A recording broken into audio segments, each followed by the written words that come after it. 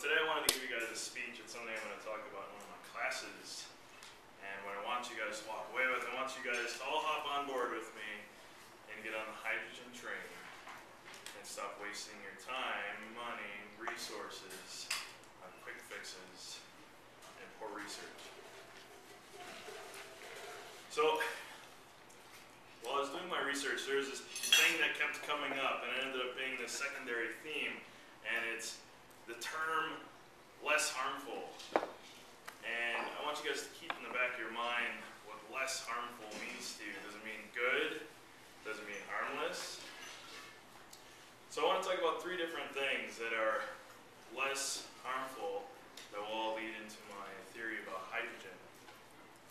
The first thing is catalytic converters, which, as I mentioned earlier, they used to retrofit cars with to reduce the amount of emissions, and it reduced about 90%, specifically carbon monoxide, which hopefully most of you know is a poisonous gas. Like, to give you an idea, it's so poisonous that if I put you in a room with carbon monoxide and oxygen equally 50-50, your body naturally wants the carbon monoxide 250 times greater than it does oxygen, which you'll suffocate. Even though there's oxygen in the room, you're going to suffocate.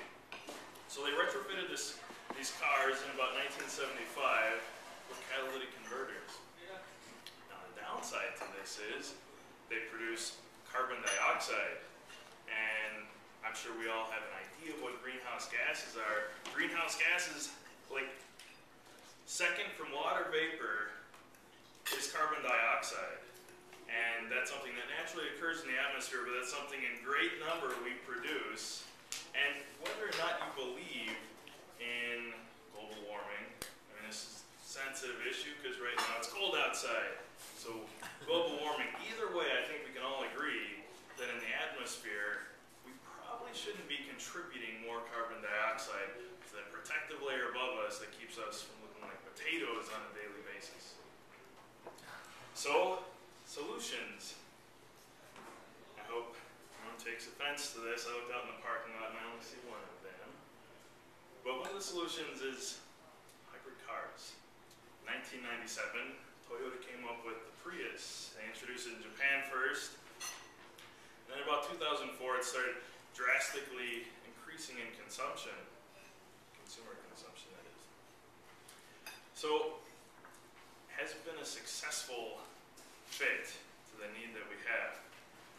And I tell you, no, it has not.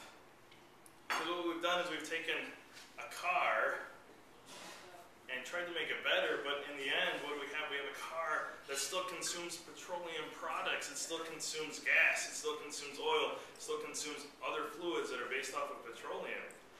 And what have we done to it? We've added nickel batteries to it.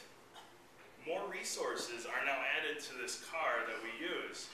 Now I have to admit, 2011, the current Toyota Prius actually has an average of 50 miles to the gallon on the highway and city. That's pretty good. It's not great, but it's pretty good. Because what we have to look at is we have to look at the batteries in these cars. Now, these batteries are supposedly less harmful than lead batteries, which is true. It is less harmful. But you have to look at batteries as being toxic. There's no such thing as a non-toxic battery. So if we were to label it 10 being most toxic and 0, the floor, being harmless, you would have lead batteries, most toxic of the batteries we currently use, nickel batteries, and then lithium batteries. None of these are even close to the floor. So I mean, the idea of less harmful, it's more of just a feel-good that we get from assuming, well, it's not as bad as lead batteries. But here's the catch, though, people. This is my favorite part about the Prius. The car that's not supposed to be like any other car still uses a lead battery in addition to the nickel battery. Just like every other car on the road, it actually still has a lead battery to run all of the other functions that our lead battery runs in normal gas cars.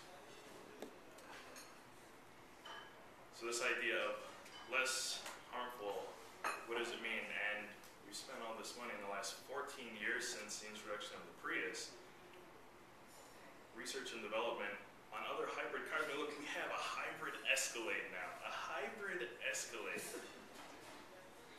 I mean, I challenge you guys to go home and look up list of hybrids, and you'll be surprised that every major automotive manufacturer has at least one, if not more. It's quite impressive. So let's move on to the third one. Electric cars. I mean, what could be wrong with electric cars? We've removed the emissions. I actually went to an interesting discussion about electric cars at UC Davis. And the fascinating part about it is that the people with electric cars were picking on the people with the Priuses.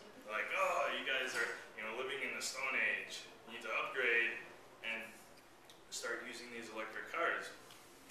So I'm not going to be over redundant and go into the batteries in the electric cars. But let's think about something else, because people deem these less harmful. Even though they have batteries, they're still less harmful than hybrids, which are less harmful than the current gas cars that we have. Well, let me ask you guys a question. If you know, I would love to know the answer from you guys. Where do we get about 50% of our electricity from in the United States? Hydrogen plants. Coal. Sorry? Hydrogen plants. Coal.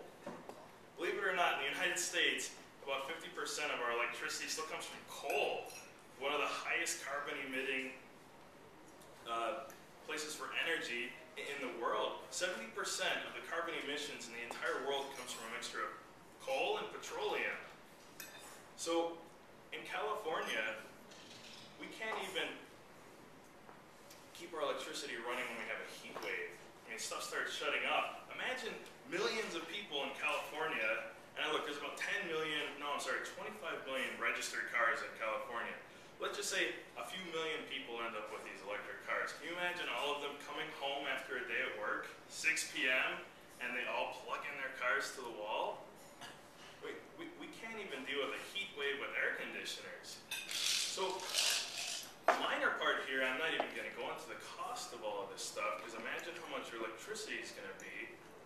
But we start doing that, and even though the car itself does not produce emissions when you drive it, it's going to produce massive amounts of emissions by using the electricity, which comes from coal, which comes from natural gas. Only about 23% of our electricity comes from nuclear power right now. So the solution, hydrogen. I'm going to run out of time, but that's okay.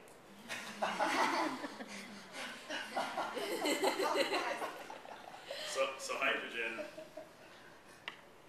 it's been a common misconception that hydrogen through electrolysis it's not effective, because it takes more electricity to produce hydrogen gas than the energy that the hydrogen can produce. It's true. It's very true. However, this is the thing I love about history. If you look through history, you see all of these sciences that have been thought up long before us. I mean, way long before us. Like the first electric car, invented in the mid-1800s.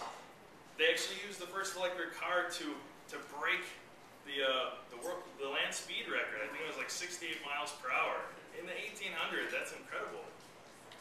But there's a thermal technology that's been heavily studied since the 70s, and they use massive amounts of heat to turn water into hydrogen and oxygen. And it's incredibly efficient.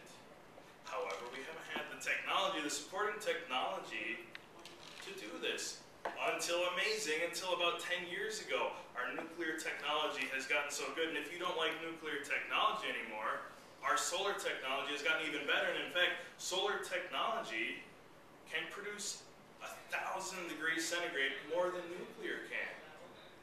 So not only is it safer, silicon is only one of the most abundant elements on the planet, and that's what solar panels are made out of, but it's efficient and it works.